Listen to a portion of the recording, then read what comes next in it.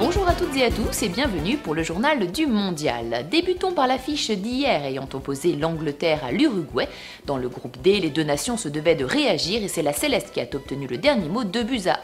De retour sur la pelouse après son opération du genou, Luis Suarez a illuminé cette rencontre avec un superbe doublé. Le quatrième du Mondial 2010 se relance pour les huitièmes de finale tandis que les Three Lions, pas aidés par un Steven Gerrard en difficulté et impliqués sur les deux buts adverses, auront bien du mal à se qualifier et doivent attendre le résultat de l'Italie face au Costa Rica. Dans le groupe C, la Colombie a confirmé son large succès face à la Grèce en venant à bout de la Côte d'Ivoire 2-1.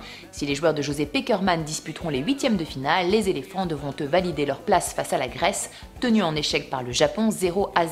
Avec un seul point au compteur, ces deux pays n'ont plus le choix.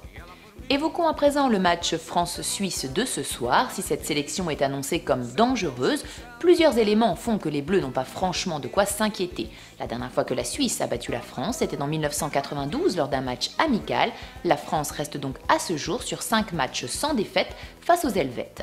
Pour cette rencontre, Yohan Cabaye pourrait être titularisé, ses problèmes aux adducteurs semblant résolus. Le joueur du PSG s'est d'ailleurs entraîné normalement hier. On passe au programme des matchs du jour. À 18h, l'Italie fait face au Costa Rica à Recife. À 21h, la France affronte la Suisse à Salvador. Et à minuit, le Honduras défie l'Équateur à Curitiba. On termine par l'image du jour, celle d'un Mario Balotelli qui fait encore une fois parler de lui. En cas de succès de l'Italie contre le Costa Rica, l'attaquant de l'AC Milan souhaite que la reine d'Angleterre lui fasse un bisou sur la joue. S'il fait cette requête sur Twitter, c'est parce qu'une victoire de la Squadra Azzurra permettrait aux Anglais de rester en vie dans ce mondial. Merci à tous et bon match!